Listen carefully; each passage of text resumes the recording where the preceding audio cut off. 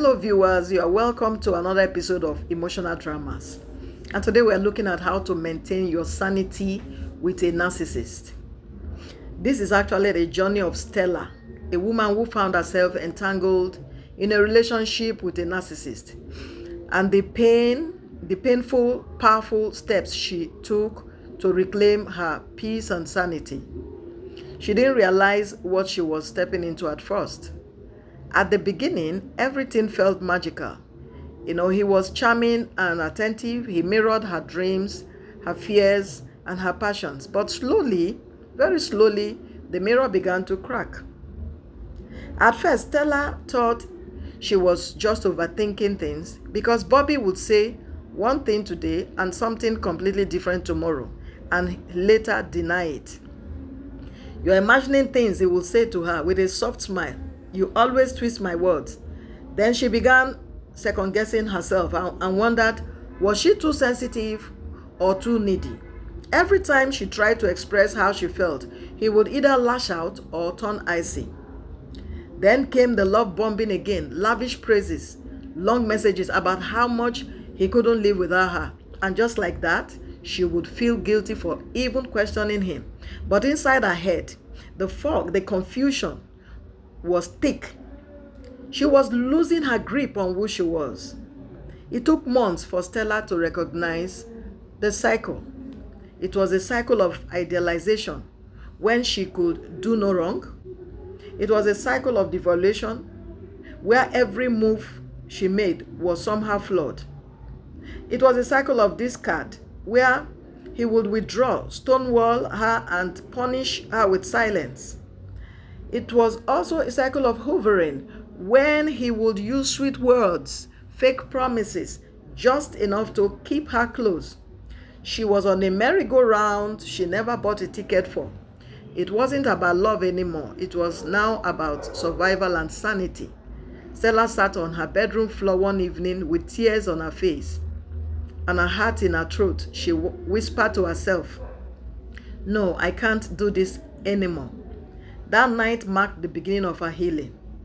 Here's what Stella learned the hard way about maintaining your sanity with a narcissist. Lesson 1, stop explaining yourself. Narcissists don't listen to understand. No, they listen to manipulate. Stella learned to stop wasting her energy trying to get him to see her point. The moment she accepted that he chose not to understand, she stopped repeating herself.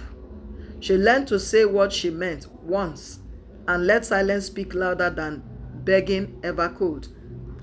Lesson 2, set boundaries and keep them. A narcissist sees boundaries as a challenge and not a line. Stella started small. She would say, "No, I'm not available tonight. I won't engage if you're yelling. I'm hanging up now. We can speak when things are calm." But at first, he retaliated. He mocked her. He pushed harder. But she stayed firm and calm. And each time she did, she reclaimed a little piece of herself. Lesson 3, document the truth. When you are gaslit long enough, even your memories feel like they can't be trusted. So, Stella started journaling. She wrote down conversations, incidents, feelings, everything. It became her anchor, a quiet reminder that she wasn't crazy, that yes, he really did say that no, she didn't overreact. Her journal became her evidence and eventually her escape map. Lesson 4, limit emotional access. A narcissist feeds on your reactions, your anger, pain, and confusion. It fuels their sense of power and control.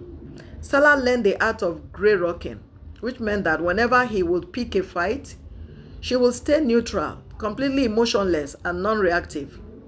She didn't argue, she didn't explain, she didn't fight. She gave him nothing to feed on. And she watched in quiet triumph as his tantrums started to lose their bites. Lesson 5, build a support system. Narcissists isolate you so you only hear their voice. Stella reconnected with old friends, joined a support group online, and quietly began therapy.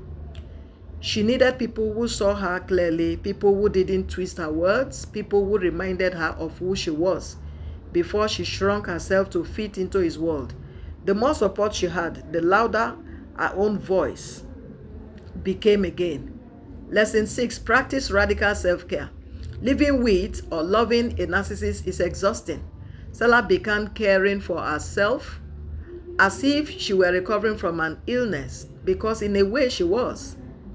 She nourished her body, took long walks, breathed deeply, read books that validated her experience, listened to music that reminded her of her strength. She learned to love herself louder than he tried to break her.